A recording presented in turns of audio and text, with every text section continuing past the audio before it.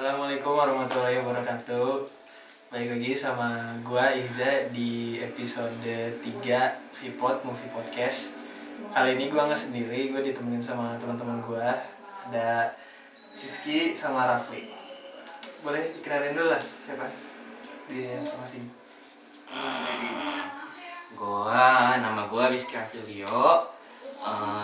Kesibukan gua sekarang adalah karyawan wira swasta di kantor properti sambil kuliah juga jurusan ilmu komunikasi Di mana?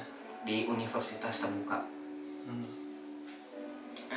Gua Muhammad Rafli, gua mahasiswa dari Universitas Gunadarma, ngambil jurusan teknik industri. Sekarang baru semester 5. Oke. Ya jadi di sini kenapa bintang tamunya mereka? Karena di sini kita teman-teman gue yang suka ngomongin film juga gitu sama mereka. Apalagi film-film yang mau datang kita juga suka ngomongin ya. Yep. Nah, Hype-nya kerasa. nunggu film apa nih? Yang paling itu sih Justice League sih ya. Justice League ya. Justice League. Parah sih. Yang Snyder Cut. Iya. Itu di HBO doang kan ya? HBO Max. HBO doang. HBO Max. Sayang banget. Terus dipotong juga kan, jadi nggak langsung satu part gitu, jadi dipotong-potong beberapa part gitu kan. Jadinya seri tapi movie kelasnya gitu. Itu sih. Kalau lu sama juga nunggu Justice League juga. Salah satunya gue nunggu Justice League juga sih ya, Snyder Cut. Tapi entah kenapa, mungkin karena ini juga karena gue ngikutin gamenya juga, gue jujur gue lagi nungguin film Monster Hunter sih. Gue lebih lebih penasaran bukan karena bagusnya filmnya, tapi karena banyak tuai kritikan dari banyak orang kan. Jadi gue penasaran emang kayak gimana sih filmnya nanti gitu, kok banyak banget kritikannya. Itu sih kalau gue. Dan satu lagi karena emang gue salah satu yang ngikutin alur game itu gitu, jadi cukup relate lah bagi gue.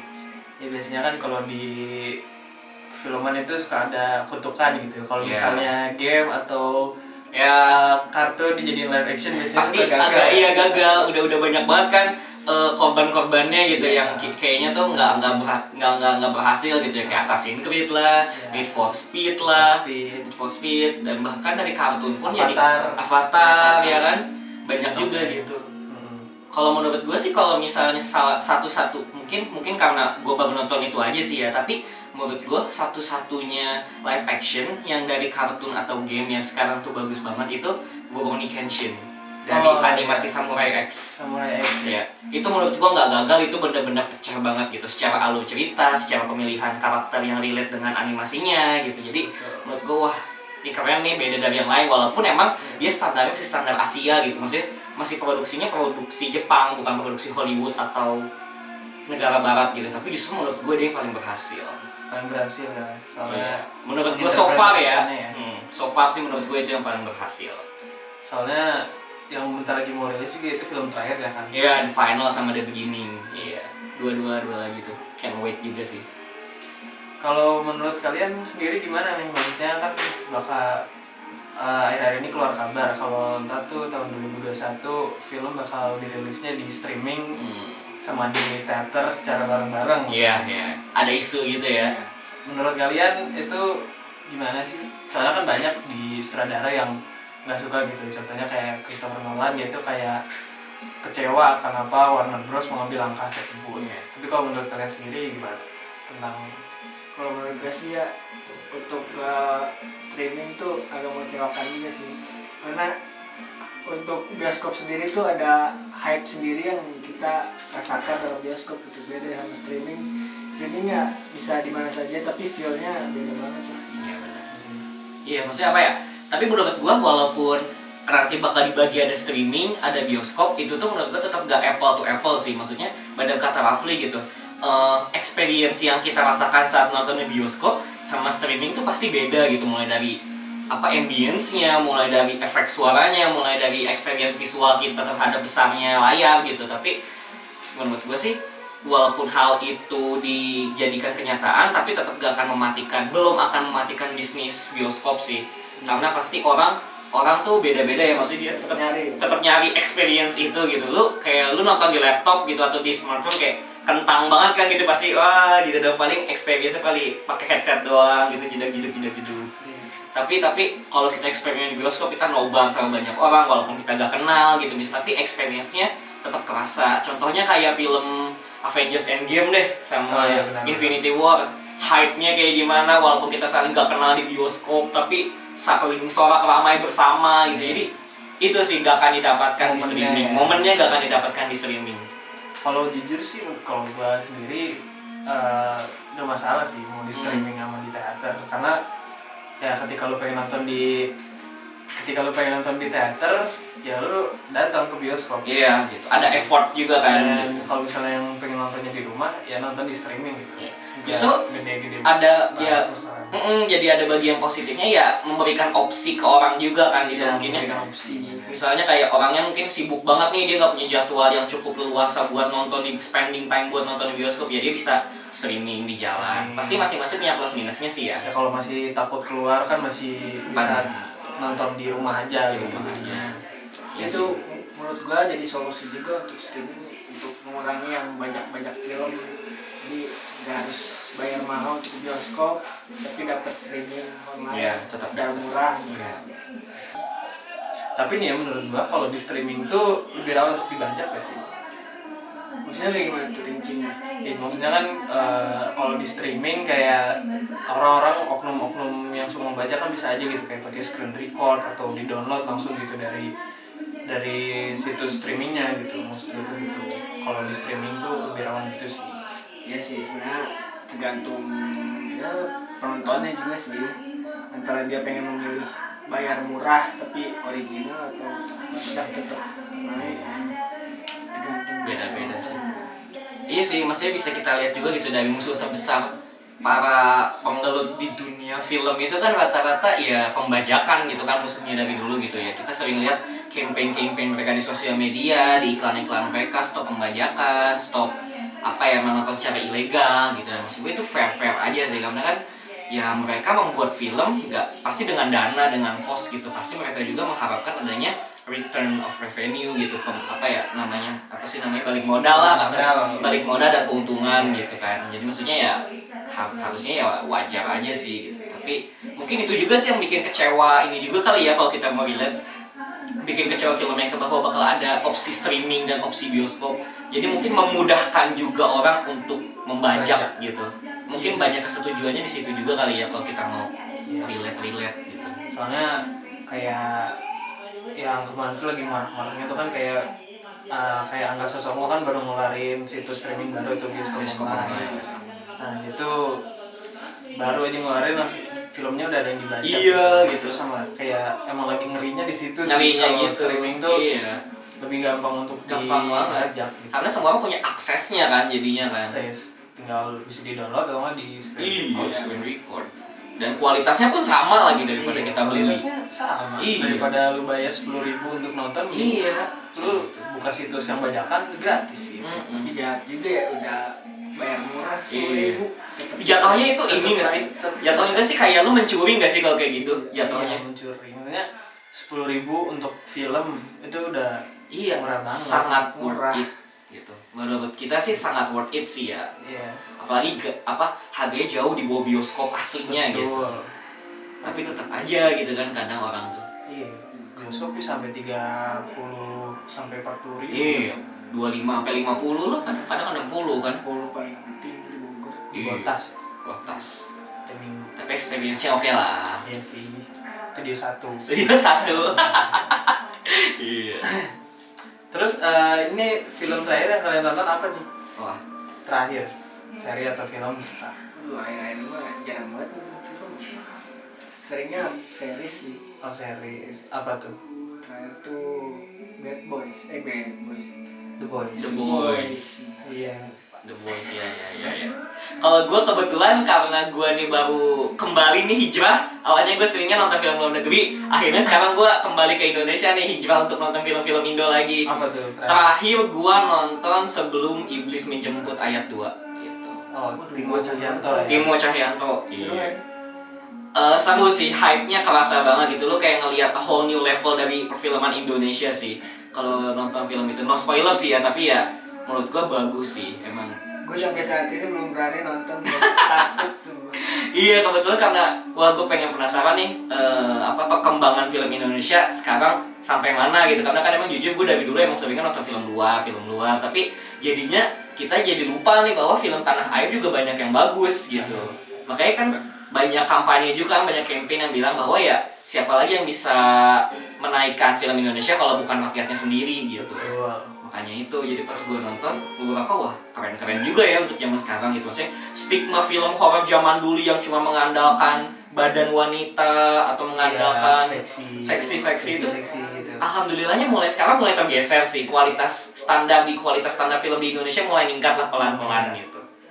Dan apa ditambah juga karena pandemi juga kan, jadi orang juga banyak gabut di rumah, jadi mungkin itu bisa salah satu jadi opsi juga gitu kan untuk explore banyak film lebih jauh lagi kalau emang banyak waktu luang. Kalau lu The Boys tuh seri apa? Seri luar ya? Dari luar gua. The Boys Bisa lah nonton ceritain sih. kenapa lu nonton The Boys. Ya gue waktu itu sih gabut pengen nonton apa gitu, terus gue lihat-lihat di IG muncul tuh The Boys, gue penasaran juga kan. Ya serial tentang superhero gitu lah, temen dark. Ya, kan? Kalau gue juga sempat nonton juga kan film The Boys. Emang gue lihat itu film kayak beda dari konsep film superhero yang kita udah tahu pada umumnya kan sebenarnya gitu. Brightburn tuh berarti Ya. kayak Superman tapi jahat gitu. lah, Itu, ya. menurut gue itu kayak menampilkan sisi lain dari seorang superhero sih. Maksudnya semua yang udah kita cerna sekarang tuh kan biasanya superhero tuh pahlawan kebenaran, pahlawan yang membela kebenaran. Justru itu yang Justru itu yang bikin menarik. Maksudnya pahlawan tuh pasti punya sisi manusia gitu. Pasti punya sisi manusiawi gitu kan. Jadi gimana dibikin tuh kayak serealistis mungkin sih. Jadi kalau menurut gue lebih menarik sih ya dari entah mungkin lebih menarik atau memang kita udah mulai bosan dengan format film superhero pada umumnya. Iya gitu. Kita udah mulai bosan nih dengan format ini, jadi diulik lagi nih format baru dan ternyata memang menarik kan formatnya gitu. Itu sih kalau menurut gue. Gue juga sama kayak gitu. Iya. Menariknya gara-gara itu superhero kayak udah ya sama aja gitu dia. Iya, template. Pasti apa ya yang namanya manusia gitu kan pasti ceritanya pasti punya kelemahan lah apalah gitu kan. Yang terkadang kelemahan itu kan tidak terrealisasi dengan nyata di film superhero pada umumnya. Bisa jadi superhero itu juga sebenarnya jahat cuma tidak dilihat. Iya. Kasarnya cuma image doang gitu kan. Terus ini sih yang bentar lagi rilis film blockbuster tuh setahu gua Wonder Woman 1984. Iya. Kalian sendiri gimana tuh? Nunggu film itu banget gak? Parah. Sebentar lagi tahun berapa sih? Tengah 25 24 gitu kan 25. Dan itunya juga Info kan mengudaranya di bioskop dan streaming juga kan sebenarnya mulai gitu juga kan. Jadi mau yang datang ke bioskop datang, kalau yang mau di rumah streaming ya. Jangan ribet. Yang penting jangan ilegal. Jangan banyak. Jangan nonton yang bajakan.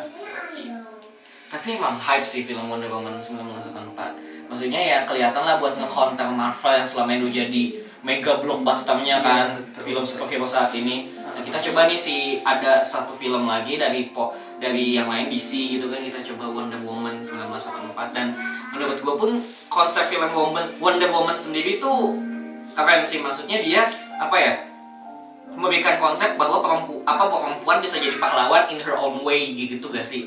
Iya. Maksudnya kayak nggak selamanya laki-laki yang bakal jadi pahlawan gitu. Patriarki gitu. Maksudnya woman empowerment juga kan. Tapi dengan dalam skala batasnya gitu. Nggak yang lebay, nggak yang terlalu memaksakan kehendak gitu. Iya, betul. Menurut gue sih Wonder Woman punya elemen yang pas lah gitu. Takarannya pas untuk mewujudkan woman empowerment yang tepat sebenarnya untuk jadi menyampaikan pesan emansipasi wanitanya tuh pas lah ya. Gitu, nggak terlalu dipaksakan, nggak seolah-olah bahwa laki-laki salah dan perempuan benar gitu misalnya. Ya menurut gue salah kalau di luar Wonder Woman nih misalnya kayak emansipasi wanita yang menurut gue tidak pada tempatnya adalah Charlie's Angel sih. Kenapa tuh? khususnya yang terbaru ya, yang lama sih masih oke lah, tapi yang terbaru tuh yang dibintangi sama siapa tuh di film Aladdin, Naomi Scott, Kristen Stewart, sama satu lagi kan satu ya. lagi lupa. Iya, 3-an itu. Kan di sutradaranya juga sama siapa? Charles Theron ya kalau nggak salah. Pokoknya sutradaranya juga artis dan wanita juga gitu. Gue maaf lupa namanya.